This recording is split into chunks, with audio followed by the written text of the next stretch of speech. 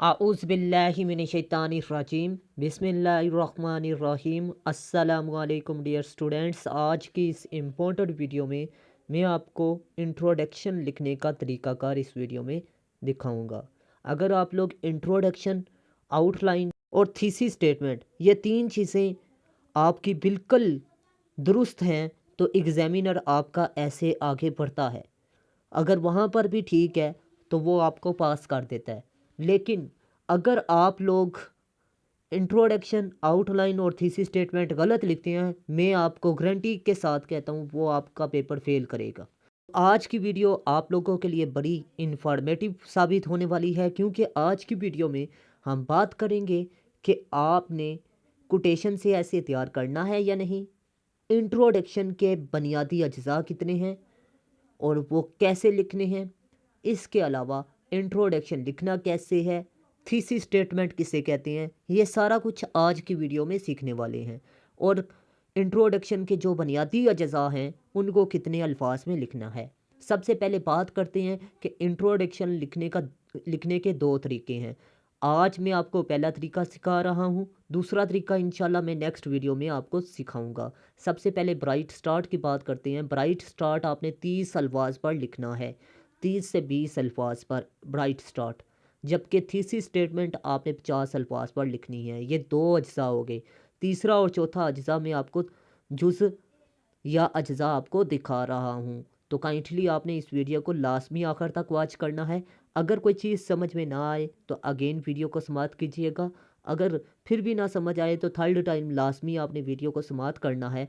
अच्छे तरीके से समझने की कोशिश भी करनी है, ताकि आपको अच्छे तरीके से मेरी बात समझ में आ सके। तो सबसे पहले चलते हैं अपनी वीडियो की तरफ, लेकिन उससे पहले छोटी सी रिक्वेस्ट है कि आपने वीडियो को लाजमी लाइक करना है, दोस्तों के साथ शेयर करना है और चैनल को लाजमी सब्सक्राइब करना है, ताकि इस तरह की नई इंफॉर्मेटिव वीडियो का नोटिफिकेशन आपको मिल सके। सबसे पहले बात करते हैं थीम ऑफ थीसिस स्टेटमेंट। 50 अल्फाज पर आपने थीम लिखना है। ये क्या होता है ये इसी वीडियो में दिखाऊंगा। अभी फ़िलहाल मैं आपको जुज़ के नाम और कितने अल्फाज पर लिखने हैं ये बता रहा हूँ, ठीक है। तो डेफिनेशन इसमें आ जाती है, कोटेशन अबाउट टॉपिक, ये आपको बाद में बताता हूँ। इंट्रोडक्शन ऑफ थीसिस स्टेटमेंट, ठीक है, इसमें इंपॉर्टेंस या रोल आपने लिखना होता है, सिचुएशन इन पाकिस्तान, ठीक है, ये 50 अल्फाज पर आपने लिखने होते हैं। मतलब ये चार अज्जा मुकम्मल हो गए और मीन्स आपने तकरीबन 170 अल्फाज यहाँ पर मुकम्मल कर दिए। आपको बताता चलूँ कि CSS में 10% आपका ऐसे जब भी आप लिखते हैं इंट्रोडक्शन में आपके 10% अल्फाज होने चाहिए। तो आपको बताता चलूँ ये आपके 170 अल्फाज हुए, और कनेक्टर्स और कोटेशन फैक्ट्स एंड फिगर अगर आप डालते हैं तो ये आपके 200 250 अल्फाज मुकम्मल हो जाते हैं। अब बात करते हैं how to right introduction in ऐसे। पहला मेथड ब्राइट स्टार्ट की बात करते हैं। ब्राइट स्टार्ट में आपने क्या लिखना है, 2 सेंटेंस आपने लिखने हैं यार, 2 सेंटेंस आपने टॉपिक के बारे में लिखनी है, जो ऐसे का टॉपिक है उसके बारे में। लेकिन एक चीज़ का आपने ख़ास ख्याल रखना है कि ऐसे के टॉपिक के बारे में जब भी दो जुमले आप लिख रहे हैं तो उसमें एक तो स्पेलिंग मिस्टेक नहीं होनी चाहिए, दूसरा आपकी ग्रामेटिकली मिस्टेक नहीं होनी चाहिए। ये आपका ब्राइट स्टार्ट हो गया। चाहे आप ये रट्टा लगा के जाएं, चाहे जहां मर्जी से तैयार करके जाएं, लेकिन ये अच्छे तरीके से तैयार करके जाएं, ठीक है। क्योंकि आपका ब्राइट स्टार्ट ही आपको पास या फेल करवाने का फैसला कर देता है। पहले दो जुमले आपके बहुत ही अहमियत के हामिल हैं। अगर आपके पहले दो जुमले ठीक हैं तो वो आपको पास कर देता है, अदरवाइज़ वो आपको 8 या 9 नंबर दे के फारिग कर देता है। तो आपने इस चीज़ से बचना है। अब बात करते हैं एक अहम बात की, वो ये है कि अगर आप लोग CSS PMS या तहसीलदार के ऐसे की तैयारी कर रहे हैं और आप लोगों को ऐसे लिखने का तरीका नहीं मालूम, तो आप लोग अगर फिर भी तैयारी करना चाहते हैं तो आप लोग मेरे व्हाट्सअप नंबर पर रब्ता करें। मैं सिर्फ 6 ऐसे आपको प्रोवाइड करूंगा, उन्हीं में से आपका ऐसे आ जाएगा, और एक ऐसे में 100 ऐसे, जबकि 6 ऐसे में 600 ऐसे क्लियर होंगे। अगर आप 10 बुक्स बाय करें तो आपके 600 ऐसे नहीं क्लियर होते। अगर 100 बुक्स आप बाय करें तो फिर हो सकता है कि हो जाए। लेकिन मैं आपको एक बात बता दूं कि उन 100 बुक्स को आपने तैयार कैसे करना है, ठीक है। आपको बता दूं ये बहुत बड़ा चैलेंज है, और उनको तैयार करना, उनको पढ़ने के लिए वक्त लगता है। मैं आपको बता दूं 70 से 80 बुक्स का निचोड़ मैं अपने नोट्स में और अपने लेक्चर्स में देता हूं। तो आपने मेरे नोट्स अगर बाय करने हैं تو وہ نوٹس خالی تیار کر لیں، آپ کا ایسے کا پیپر 100% گارنٹی کے ساتھ پاس ہوگا۔ اور یہ CSS PMS آفیسر سے کوالیفائر ہے ایک۔ اور دوسری بات آپ کو بتا دوں کہ اس میں سے ایسے بھی آ جائے گا۔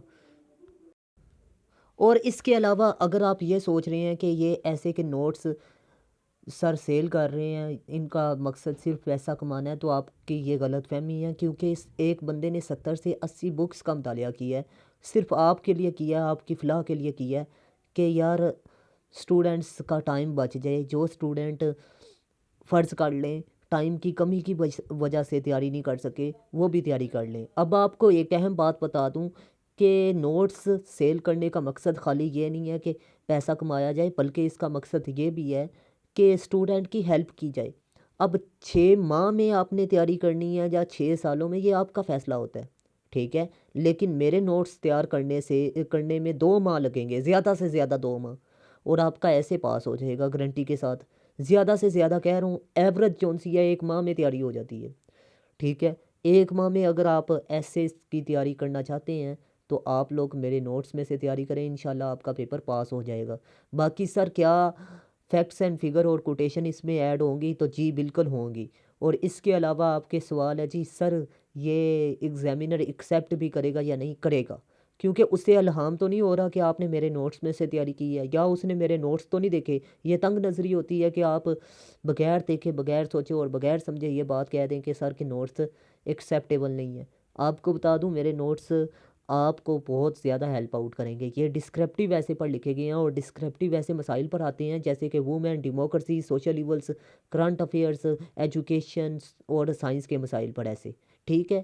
ان میں سے ایسے ہر سال آتا ہے، اور میں آپ کو بتا دوں 50 سال آپ CSS کے پیپر اٹھا کے دیکھ لیں، انہی میں سے ایسے پوچھتا ہے۔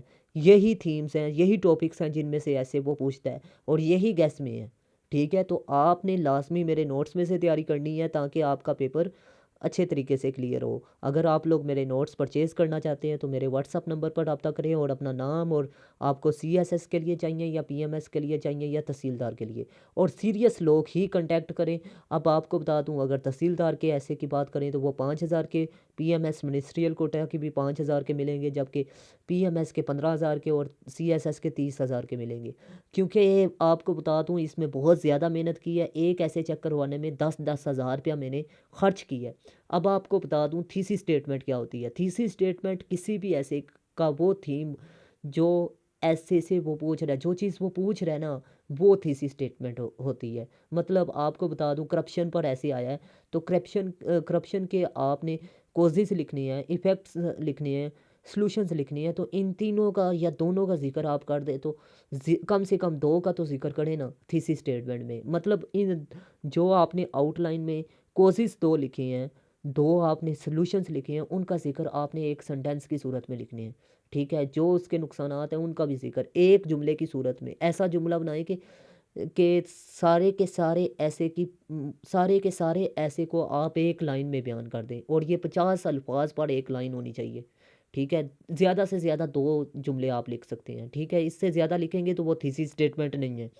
تھیم آف تھیسی سٹیٹمنٹ، اب آپ کو بتا دوں جو کرپشن ہے تو کرپشن پر آپ نے کیا لکھنا ہے جی، ایسے لکھنا ہے، اور اس میں آپ نے ڈیفینیشن کرپشن کی لکھ دینی ہے، کوٹیشن لکھ دینی ہے۔ تھیم آپ نے موضوع لکھ کے پھر اس کے بعد کوٹیشن پر 2 جملے آپ نے تھیم پر لکھ دیے، موضوع پر کرپشن کے 2 جملے آپ نے ڈیفینیشن پر لکھ دیے، 2 جملے آپ نے کوٹیشن پر لکھ دیے، تو آپ کے یہ 60 الفاظ پر مکمل ہو جائے گا، ٹھیک ہے۔ تو یہ میں نے آپ کو بتا دیا تھیم آف تھیسی سٹیٹمنٹ میں آپ نے کیا چیزیں لکھنی ہوتی ہیں۔ 3 چیزیں آپ نے لکھنی ہیں بیسیکلی، ٹھیک ہے۔ مطلب آپ کے ایسے کا جو موضوع ہے اس کا مین تھیم کیا ہے، ٹھیک ہے۔ تو یہ آپ نے اس میں لکھنا ہوتا ہے۔ تو میں امید کرتا ہوں آپ کو یہ بھی اچھے طریقے سے سمجھ میں آ چکا ہوگا۔ اگر کوئی چیز سمجھ میں نہیں آئی تو لازمی ویڈیو کو اگین سماعت کیجیے گا، اگر پھر بھی نہ سمجھ آئے تو لازمی ویڈیو کو تھرڈ ٹائم لازمی سماعت کیجیے گا، انشاءاللہ آپ کو اچھے طریقے سے سمجھ میں آ جائے گی۔ اب بات کرتے ہیں انٹروڈکشن آف تھیسی سٹیٹمنٹ۔ اس میں آپ نے امپورٹنس یا رول آپ نے لکھنا ہوتا ہے، یا لوسز آپ نے لکھنے ہوتے ہیں، یا نقصانات آپ نے لکھنے ہوتے ہیں، یعنی کرپشن کے جو بھی آپ کے معاشرے میں کردار ہے وہ آپ نے لکھنا ہوتا ہے جی، ٹھیک ہے۔ انٹروڈکشن میں یہ 2 سینٹنسز میں لکھ دیں بے شک، اس کا پہلے تعارف لکھیں، اس کی ابتدا کب ہوئی، کیسے ہوئی، ٹھیک ہے۔ اس کے بعد آپ نے اس کا کردار کیا ہے جی معاشرے میں، 2 سینٹینس اس پہ لکھ دیں۔ سچویشن ان پاکستان، پاکستان میں اس کے کیا موجودہ حالات ہیں، فیکٹس اینڈ فگر آپ نے ادھر لکھنی ہے، ٹھیک ہے؟ تو میں امید کرتا ہوں آپ کو اچھے طریقے سے میری بات سمجھ میں آ چکی ہوگی۔ اب آخری لائن آپ نے لکھنی ہے کنیکٹڈ کے طور پر، یعنی جو پیراگراف آگے آپ نے لکھنا ہے نا، اس کے بارے میں ایک لائن لکھنی ہے تاکہ اس کو پتہ چل جائے کہ اب یہ دوسرے پیراگراف کی بات کرنے لگا ہے، نیکسٹ پیراگراف کی بات کرنے لگا ہے۔ یہ آپ کو انٹروڈکشن لکھنے کا طریقہ کار میں نے اچھے طریقے سے سمجھا دیا ہے۔ اگر کوئی چیز سمجھ میں نہ آئے تو لازمی ویڈیو کو اگین سماعت کیجیے گا تاکہ آپ کو لازمی اچھے طریقے سے سمجھ میں آئے۔ تو ملتے ہیں اس طرح کی نیکسٹ انفارمیٹیو ویڈیو میں، تب تک کے لیے اپنا خاص خیال رکھیے گا، اپنے سے زیادہ دوسروں کا۔ اللہ حافظ۔ پاکستان زندہ باد، پاکستان پائندہ باد۔